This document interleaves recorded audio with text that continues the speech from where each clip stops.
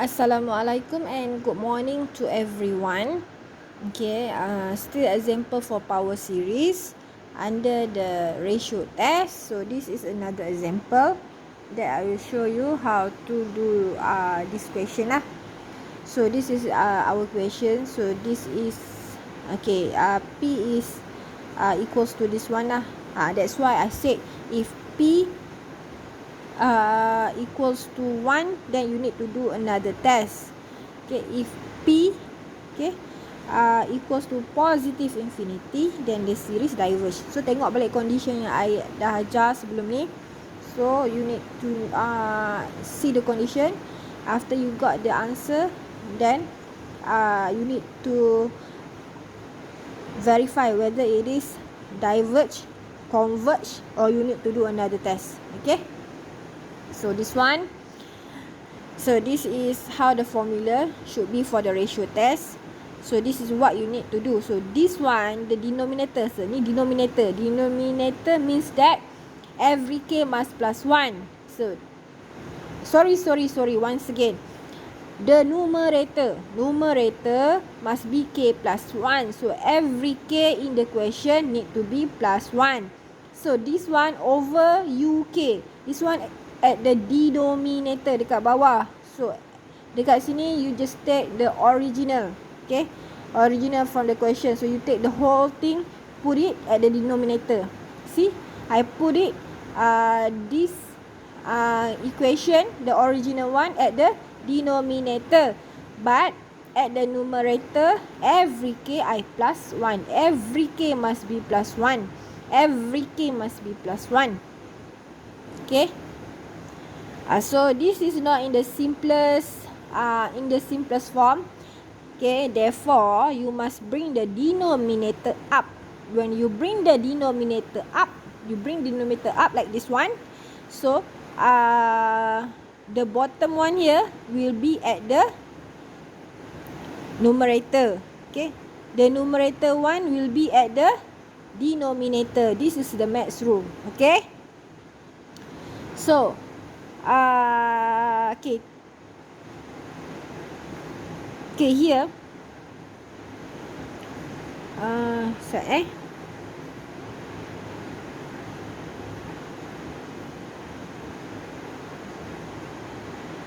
okay, this one I just tukar tempat je. Okay, 4k plus 1.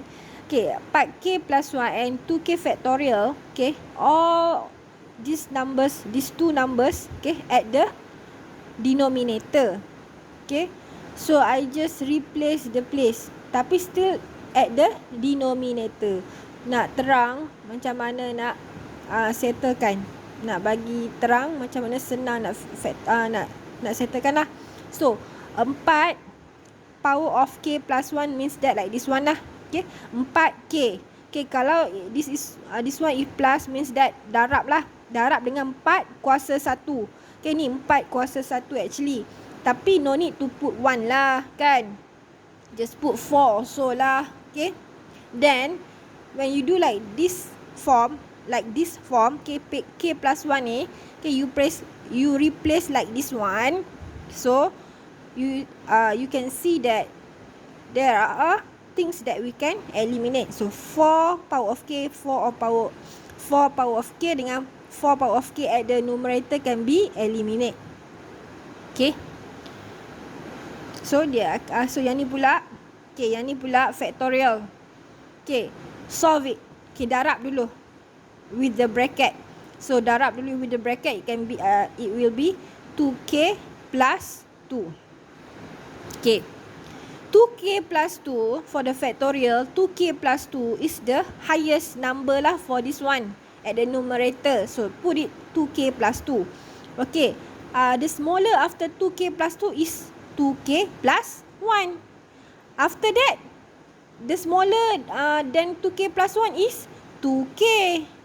Okay, after 2k ada lagi tak lepas k? K tak ada dah kan. So stop it until here. Okay, what about 2k? 2k the biggest is 2k lah kan. The smaller than 2K is, no, tak ada dah smaller. Smaller than 2K is 0. So 0 tu anggap macam 1 je. Okay. So memang factorial anggap 0 tu macam 1 je. Okay. Therefore, the smaller one is 2K, the highest one is 2K. So just put 2K here. So here what will happen, 2K can eliminate with the 2K at the denominator. So apa yang tinggal is this one. This one, see, I put it 2K plus 2, 2K plus 1. This one can be eliminated, right? 4K and 4K also can be eliminated. So yang tinggal adalah 1/4. So putlah 4. 4 kat bawah, 1/4 kan. So 4 mestilah dekat denominator. Okay, what I do, 1/4, I bring it outside of the limit. Okay, then I'll solve this one. Okay, since that this is the simplest one that we can write. So after we got like this one, then we put the substitute the value from K into this equation. So maksudnya K ni adalah positive infinity, this one also positive infinity. So positive infinity times with positive infinity will get positive infinity. Positive infinity times with 1/4 we get positive infinity. So dapatlah nilai P kita ni. P sama dengan P sama dengan P sama dengan P equals to. So ini adalah P lah. So our P. So our P is positive infinity, then the series is diverge ikut condition yang saya ajar tu. Okay, this condition, what I mean is this condition. Okay, kalau P equals to positive infinity or P over than 1, then the series diverge. Kalau P less than 1, then the series converge. Okay, nilai yang kita dapat after we solve the limit. Okay, but if P equals to 1, then the series may converge or diverge, but we need to perform another test. So stop until this one lah. I didn't teach you other than ratio test, only ratio test. So you just stop it until like until here lah, kalau P equals to 1. Okay, thank you.